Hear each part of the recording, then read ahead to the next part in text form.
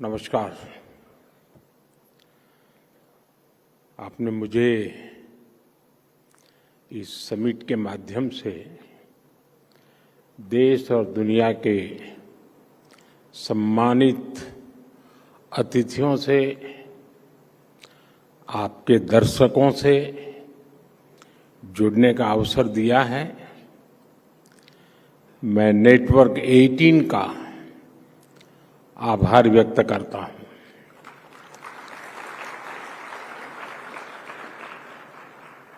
मुझे खुशी है कि आपने इस वर्ष की समिट को भारत के युवाओं की एस्पिरेशन से जोड़ा है। इस साल के शुरुआत में विवेकानंद जयंती के दिन यहीं भारत मंडपम में विकसित भारत यंग लीडर्स डायलॉग हुआ था। तब मैंने युवाओं की आंखों में देखा था सपनों की चमक, संकल्प का सामर्थ्य और भारत को विकसित बनाने का जुनून।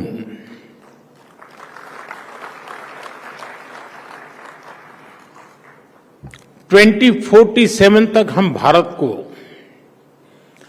जिस ऊंचाई पर ले जाना चाहते हैं, जिस रोडमैप को लेकर हम चल रहे हैं, उसके कदम कदम पर अगर मंथन होगा तो निश्चित ही अमृत निकलेगा। और यही अमृतकाल की पीढ़ी को ऊर्जा देगा, दिशा देगा और भारत को गति देगा।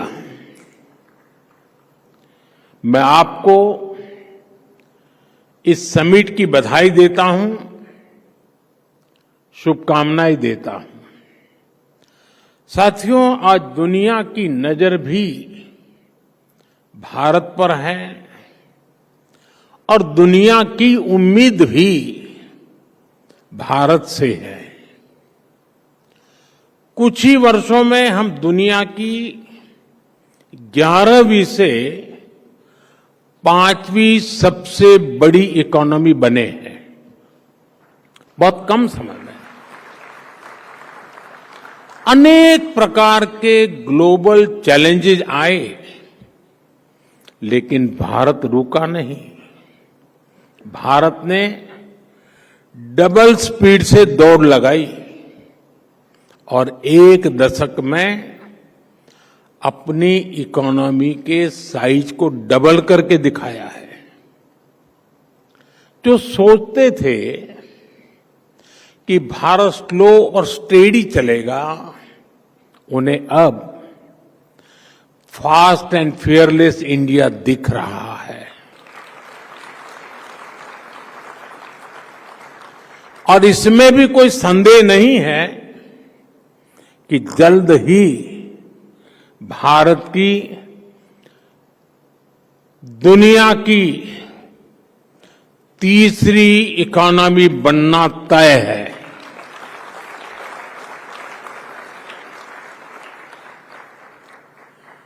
ग्रोथ की इस अभूतपूर्व स्पीड को कौन ड्राइव कर रहा है? इसे ड्राइव कर रहे हैं भारत के युवा,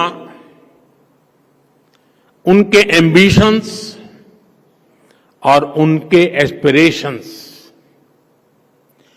युवा भारत की इन्हीं एम्बिशंस और एस्पिरेशंस को एड्रेस करना आज देश की प्राथमिकता भी है। साथियों, आज 8 अप्रैल है। कल परसों ही साल 2025 के 100 दिन पूरे हो रहे हैं। 100 डेज 2025 का पहला पड़ाव। इन 100 दिनों में जो निर्णय हुए हैं उनमें भी आपको युवा एस्पिरेशंस की ही झलक दिखेगी। साथियों, इन 100 दिनों में हमने सिर्फ फैसले नहीं लिए, हमने भविष्य की मजबूत नींव रखी है। हमने पॉलिसीज से पॉसिबिलिटीज की राह खोली है। 12 लाख रुपये तक की इनकम पर टैक्स, थैंक यू। इसका सबसे बड़ा फायदा हमारे यंग प्रोफेशनल्स और एंटरप्रेन्योर्स को मिल रहा है। मेडिकल की 10,000 नई सीटें, आईआईटी में 6,500 नई सीटें, यानी एजुकेशन का एक्सपांशन, इनोवेशन का एक्सेलरेशन। 50,000 नई अटल टिंकरिंग लैब्स, यानी अब देश के हर कोने में इनोवेशन का दीप जलेगा और एक दीप से जले दीप अनेक। एआई और स्किल डेवलपमेंट के लिए सेंटर ऑफ एक्सीलेंस, यूथ को मिलेगा फ्यूचर रेडी बनने का मौका। 10,000 नई पीएम रिसर्च फेलोशिप। अब आइडिया से इम्पैक्ट तक का सफर और आसान होने वाला है। जैसे स्पेस सेक्टर खोला गया, वैसे ही अब न्यूक्लियर एनर्जी सेक्टर भी ओपन किया गया। इनोवेशन को अब सीमाएं नहीं, समर्थन मिलेगा। गीग इकोनॉमी से जुड़े युवाओं को पहली बार सोशल सिक्योरिटी का कवच दिया जाएगा। जो पहले दूसरों के लिए इनविजिबल थे, अब वे नीतियों के केंद्र में है। और एससी, एसटी तथा वुमेन एंटरप्रेन्योर्स के लिए 2 करोड़ के term loan. Inclusivity is not just a promise, it's a policy. इन सभी निर्णयों का सीधा लाभ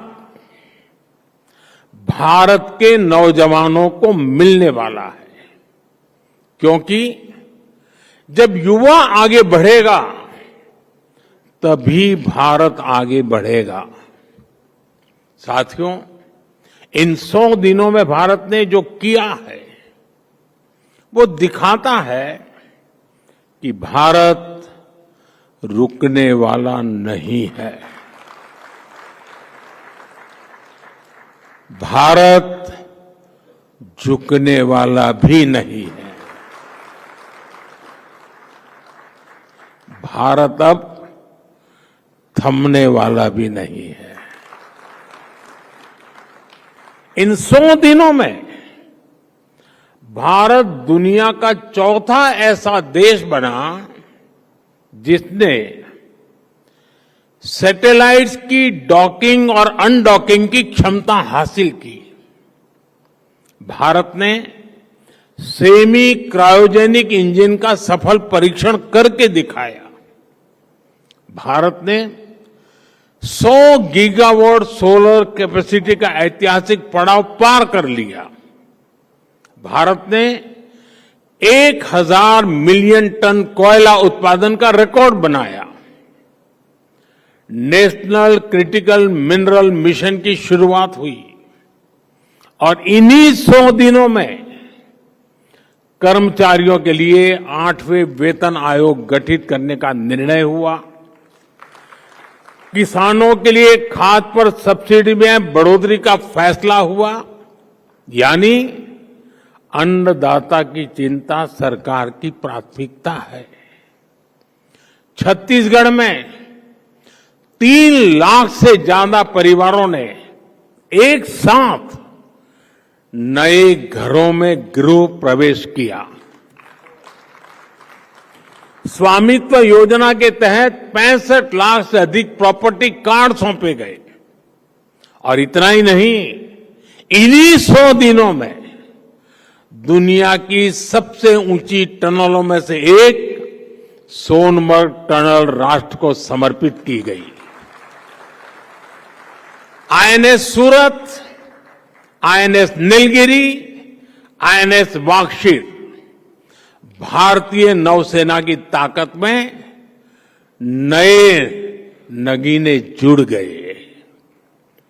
सेना के लिए made in India light combat helicopter खरीदी को हरी झंडी मिली और वक्फ कानून में संशोधन का बिल पास हुआ, यानी सामाजिक न्याय के लिए एक और बड़ा और ठोस कदम लिया गया। ये 100 दिन 100 फैसलों से भी बढ़कर है। ये 100 संकल्पों की सिद्धि के दिन है। साथियों, परफॉर्मेंस का यही मंत्र राइजिंग भारत के पीछे की असली एनर्जी है। आप जानते हैं, अभी 2 दिन पहले ही मैं रामेश्वरम में था।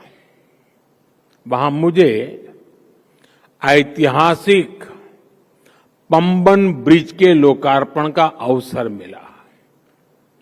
करीब 125 साल पहले अंग्रेजों ने वहां एक पुल बनवाया था। उस पुल ने इतिहास देखा, उसने आंधियां सही। एक बार सुनामी ने, साइक्लोन ने उस पुल को बहुत नुकसान पहुंचाया। सालों तक देश इंतजार करता रहा, लोग मांग करते रहे, लेकिन पहले की सरकारों की नींद नहीं टूटी। जब हमारी सरकार आई तो नए पंबन ब्रिज के लिए काम शुरू हुआ और अब देश को अपना पहला वर्टिकल रिफ्ट रेल सी ब्रिज मिल गया है। साथियों, परियोजनाओं को लटकाते रहने से देश नहीं चलता। देश चलता है परफॉर्म करने से, तेजी से काम करने से। Delay is the enemy of development. और हमने इस दुश्मन को हराने की ठान ली है। मैं आपको और भी उदाहरण दूंगा। जैसे असम का बोगीबिल ब्रिज, हमारे पूर्व पीएम देवगौड़ा जी ने 1997 में इसकी आधारशिला रखी। वाजपेयी जी की सरकार आई, उन्होंने काम शुरू करवाया। वाजपेयी जी की सरकार गई, कांग्रेस की सरकार आई तो ब्रिज का काम भी लटक गया। अरुणाचल और असम के लोगों, लाखों लोग परेशान होते रहे, लेकिन तब की सरकार पर कोई फर्क नहीं पड़ा। 2014 में आपने जब हमें सेवा करने का मौका दिया और ये प्रोजेक्ट फिर से शुरू हुआ और सिर्फ 4 साल में 2018 में ब्रिज का काम पूरा हो गया। ऐसे ही केरला में कोल्लम बाईपास रोड प्रोजेक्ट का भी उदाहरण है। ये 1972 से अटका था। सोचिए, 50 साल। एलडीएफ हो या यूडीएफ, किसी सरकार ने 50 साल तक इस पर कोई काम नहीं कराया। हमने सरकार बनने के 5 साल के अंदर इसका काम पूरा कर दिया। साथियों, नवी मुंबई एयरपोर्ट पर भी 1997 से चर्चा शुरू हुई थी। 2007 में इसे मंजूरी मिली, लेकिन कांग्रेस की सरकार ने इस पर काम नहीं किया। हमारी सरकार ने इस प्रोजेक्ट को भी तेजी से पूरा किया। वो दिन दूर नहीं जब नवी मुंबई एयरपोर्ट से कॉमर्शियल फ्लाइट्स भी शुरू हो जाएगी। साथियों, ये जो मैं गिना रहा हूं ना, उसमें संसद भवन भी आएगा, ये भारत मंडपम भी आएगा। साथियों, आज 8 अप्रैल का एक और वजह से बहुत महत्व है।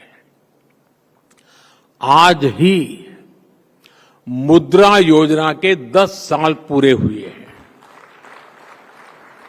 यहां जो युवा साथी बैठे हैं, उन्होंने तो अपने माता पिता से जरूर कहानियां सुनी होगी कि पहले बिना गारंटी के बैंक खाता तक नहीं खुलता था।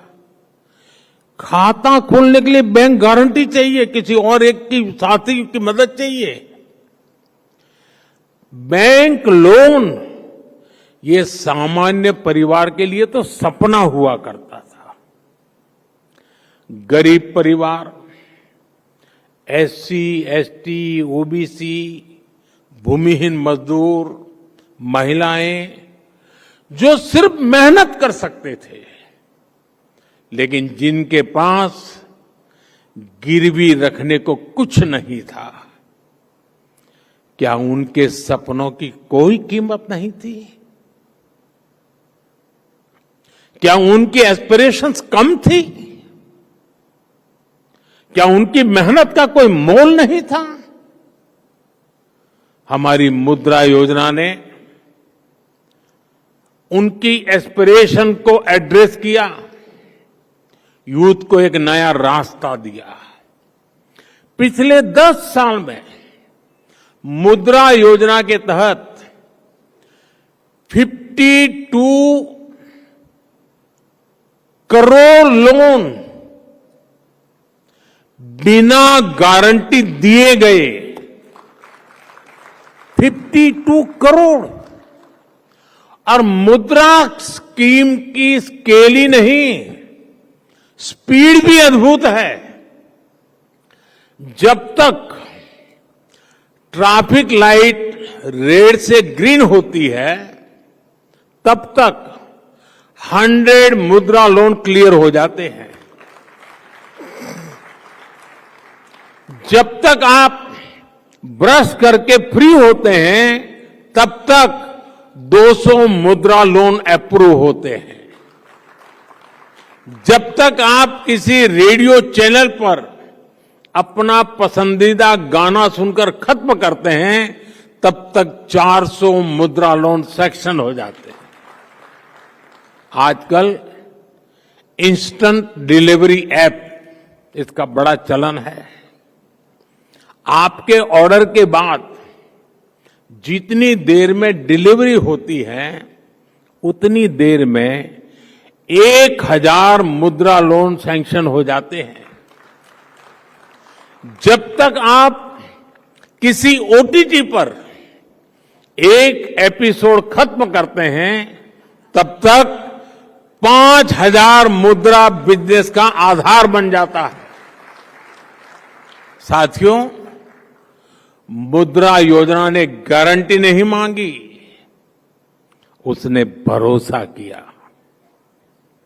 और आप सभी को जानकर अच्छा लगेगा, मुद्रा योजना की वजह से 11 करोड़ लोगों को पहली बार अपना कोई काम करने के लिए, स्वरोजगार के लिए लोन मिला है। ये 11 करोड़ लोग अब फर्स्ट टाइम एंटरप्रेन्योर बने हैं। यानी 10 साल में 11 करोड़ नए सपनों को उड़ान मिली है। और आप जानते हैं कि मुद्रा से कितना पैसा गांवों और छोटे शहरों में पहुंचा है। करीब 33 लाख करोड़ रुपीस, 33 लाख करोड़ रुपए, इतनी तो कई देशों की जीडीपी भी नहीं है। This is not just micro finance, this is a mega transformation at the grass roots. साथियों, ऐसा ही उदाहरण एस्पिरेशनल डिस्ट्रिक्ट और एस्पिरेशनल ब्लॉक्स का है। पहले की सरकारों ने देश के 100 से अधिक ऐसे जिलों को पिछड़ा घोषित करके उन्हें अपने हाल पर छोड़ दिया था। इनमें से अनेक जिले नॉर्थ ईस्ट में थे, ट्राइबल बेल्ट में थे। करना तो ये चाहिए था कि इन जिलों में सरकार अपना बेस्ट टैलेंट भेजती, लेकिन होता ये था कि इन जिलों में अफसरों को पनिशमेंट पोस्टिंग के लिए भेजा जाता था। यही तो पुरानी सोच थी, पिछड़े को पिछड़ा ही रहने दो। हमने ये अप्रोच बदली और इन जिलों को एस्पिरेशनल डिस्ट्रिक्ट घोषित किया। हमने इन जिलों के एडमिनिस्ट्रेशन पर फोकस किया, अपनी फ्लैगशिप स्कीम्स को मिशन मोड पर इन जिलों में लागू किया। अलग अलग पैरामीटर्स के आधार पर इन जिलों की ग्रोथ को मॉनिटर किया गया। आज वही एस्पिरेशनल डिस्ट्रिक्ट्स कई राज्यों की एवरेज से बेहतर और कई तो नेशनल एवरेज से आगे निकल चुके हैं। और इसका सबसे बड़ा लाभ वहीं के युवाओं को मिला है। अब वहां के नौजवान कहते हैं, हम भी कर सकते हैं, हम भी आगे बढ़ सकते हैं। आज दुनिया के कई reputed institutions, reputed journals aspirational district programme की सराहना करते हैं। इसी सफलता से प्रेरणा लेकर अब हम 500 एस्पिरेशनल ब्लॉक्स पर काम कर रहे हैं। जब ग्रोथ को एस्पिरेशंस ड्राइव करती है तो वो समावेशी भी होती है और सस्टेनेबल भी होती है।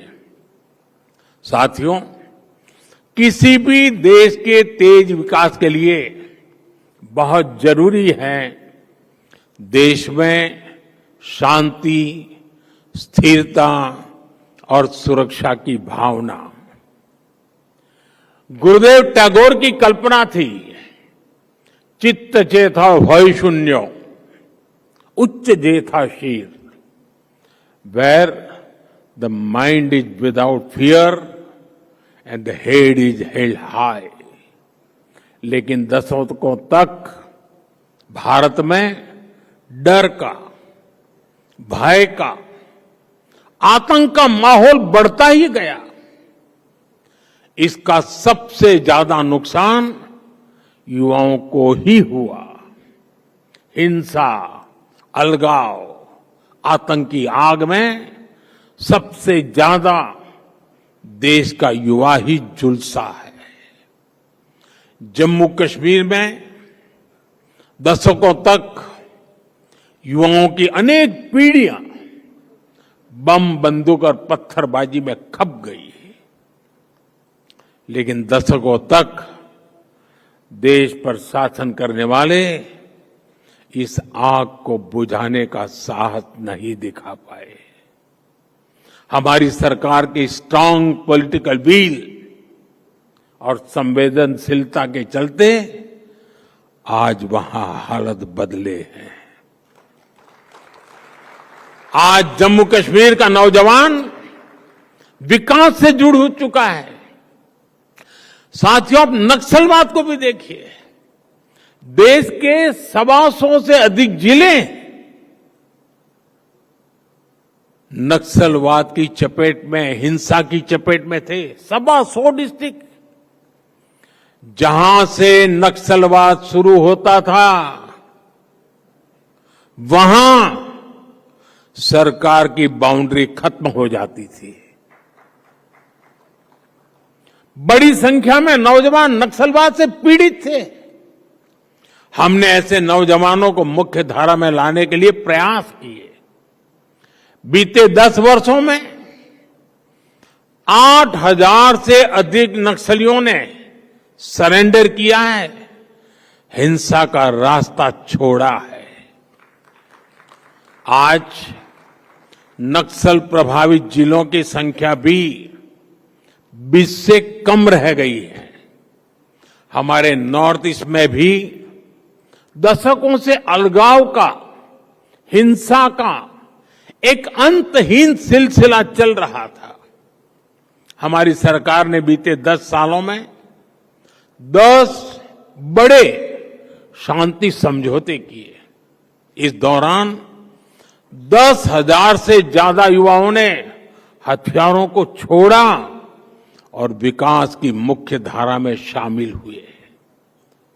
सफलता सिर्फ ये नहीं है कि हजारों युवाओं ने हथियार छोड़े। सफलता ये भी है कि इसने हजारों नौजवानों का वर्तमान और भविष्य बचाया है। साथियों, हमारे यहां दशकों तक एक प्रवृत्ति चली। राष्ट्रीय चुनौतियों को पहचानने के बजाय उन्हें राजनीतिक कालीन के नीचे छिपा दिया गया। लेकिन अब समय आ गया है कि हम ऐसे मुद्दों से आंख न चुराएं।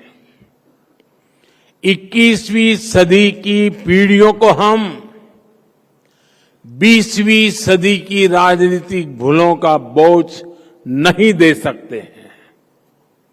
भारत की ग्रोथ में तुष्टीकरण की राजनीति एक बहुत बड़ी चुनौती रही है। अभी संसद में वक्फ से जुड़े कानून में संशोधन हुआ है। इस पर आपके नेटवर्क ने भी काफी चर्चा की है। ये जो वक्फ से जुड़ी डिबेट है, इसके मूल में तुष्टीकरण की राजनीति है, पॉलिटिक्स ऑफ अपीजमेंट है। ये तुष्टीकरण की राजनीति कोई नई नहीं है। इसका बीज हमारे स्वतंत्रता संग्राम के समय ही बो दिया गया था। अब सोचिए, भारत से पहले, भारत के साथ साथ और हमारे बाद दुनिया में कई देश आजाद हुए, लेकिन कितने देश ऐसे हैं जिनकी आजादी की शर्त विभाजन थी?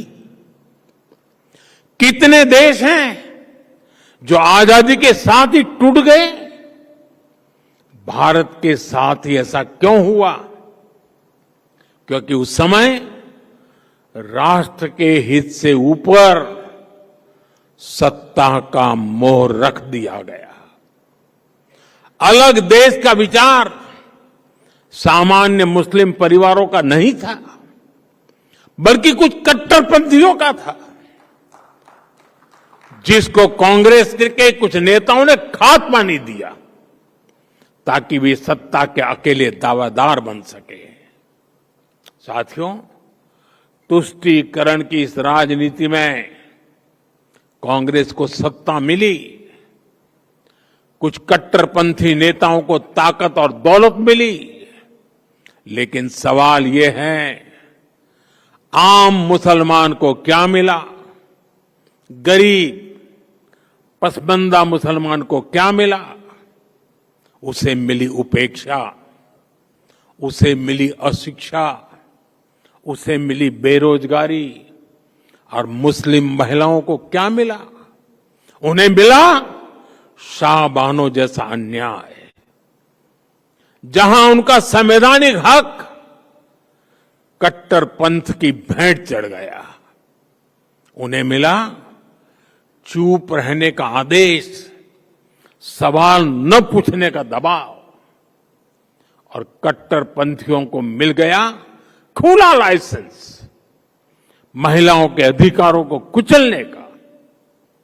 साथियों, तुष्टीकरण यानी पॉलिटिक्स ऑफ एबिजमेंट भारत की सोशल जस्टिस की मूल अवधारणा के पूरी तरह खिलाफ है।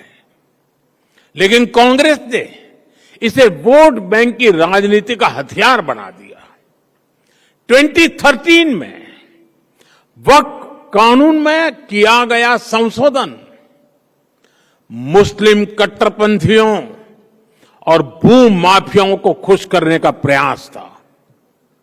इस कानून को ऐसा रूप दिया गया कि उसने संविधान के ऊपर खड़ा होने का भ्रम पैदा किया।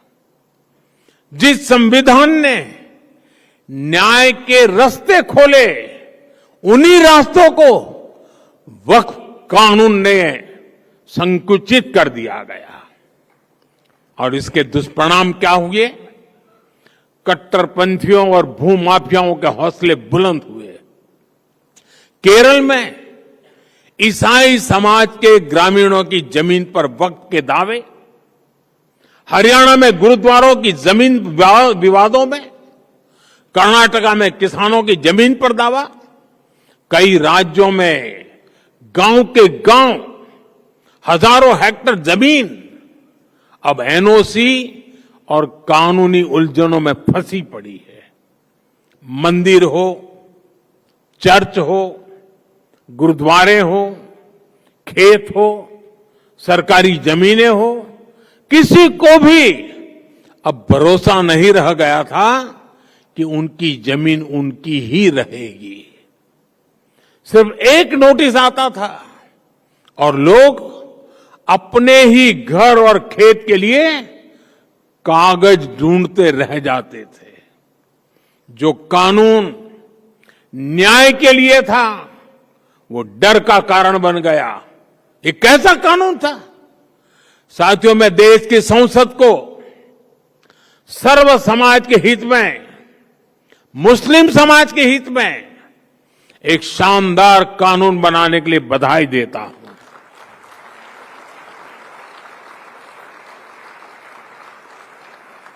अब वक्फ की पवित्र भावना की भी रक्षा होगी और गरीब, पसमानदा मुसलमान, महिला, बच्चे, सबके हक भी महफूज रहेंगे। वक्फ बिल पर हुई बहस हमारे संसदीय इतिहास की दूसरी सबसे लंबी डिबेट थी। 75 साल में दूसरी सबसे लंबी डिबेट। इस बिल को लेकर दोनों सदनों को मिलाकर 16 घंटे चर्चा हुई। जेपीसी की 38 बैठकें हुई, 128 घंटे चर्चा हुई। देश भर से लगभग 1 करोड़ ऑनलाइन सुझाव आए। ये दिखाता है कि आज भारत में लोकतंत्र सिर्फ संसद की 4 दीवारों तक सीमित नहीं है। हमारा लोकतंत्र जन भागीदारी से और अधिक मजबूत हो रहा है। साथियों, आज दुनिया तेजी से टेक्नोलॉजी और एआई की ओर बढ़ रही है, और इसलिए अब ये जानना जरूरी है कि हम हमारी सॉफ्टवेयर साइट पर आर्ट, म्यूजिक, कल्चर, क्रिएटिविटी, क्योंकि हम रोबोट तैयार करना नहीं चाहते, हम मनुष्य तैयार करना चाहते हैं। यानी जो कुछ भी हमें मशीनों के सहारे चलता है, उन पर मानवता के लिए, संवेदनशीलता के लिए ज्यादा काम करें। एंटरटेनमेंट आज दुनिया की सबसे बड़ी इंडस्ट्री में से एक है और आने वाले समय में इसका और विस्तार होगा। ऐसे ही समय में हमने आर्ट और कल्चर को एनकरेज करने के लिए, इसे सेलिब्रेट करने के लिए वेव्स, और अभी राहुल जब भाषण कर रहे थे शायद 10 बार वेव्स आए हैं, 10 बार वेव शब्द था, लेकिन वो वेव 14 में ही शुरू हुआ ऐसा नहीं, हर 10 साल में नए रंग रूप के साथ आता है। और आज जो मैं वेव्स की बात कर रहा हूं, यानी वेव्स यानी world audio visual and entertainment summit, इस वेव्स नाम का प्लेटफॉर्म बनाया गया है। अगले महीने मुंबई में इसका बहुत बड़ा आयोजन होने जा रहा है और ये लगातार होते रहने वाला है। एक लंबी व्यवस्था खड़ी हो रही है। आप सभी जानते हैं हमारे यहां movies, podcast, gaming, music, AR और वीआर की बहुत वाइब्रेंट और क्रिएटिव इंडस्ट्री है। हमने क्रिएट इन इंडिया का मंत्र लेकर इसे नेक्स्ट लेवल पर ले जाने का फैसला लिया है।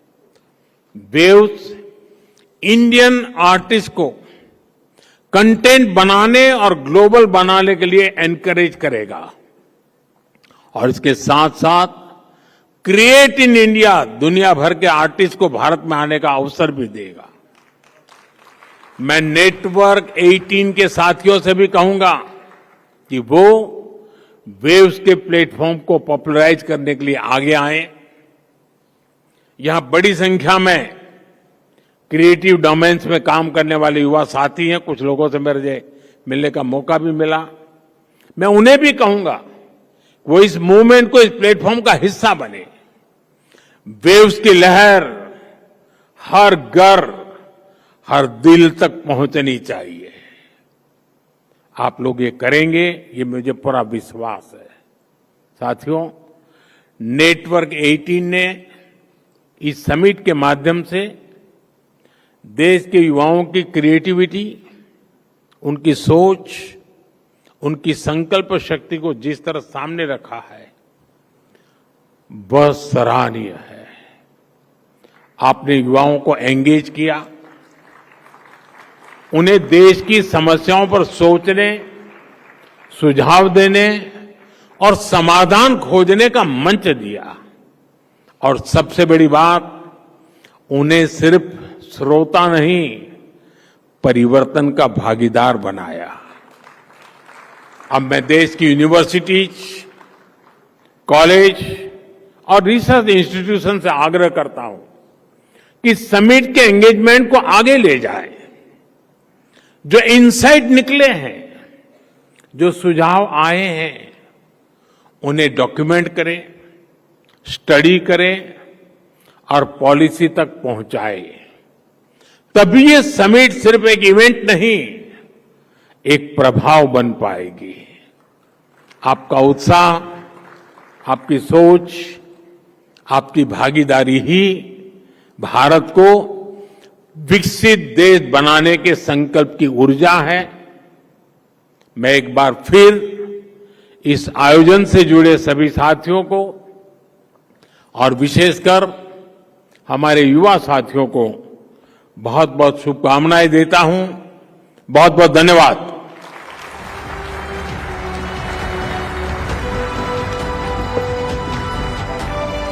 Huge round of applause for the Honorable Prime Minister Shri Narendra Modi. What an inspiring speech.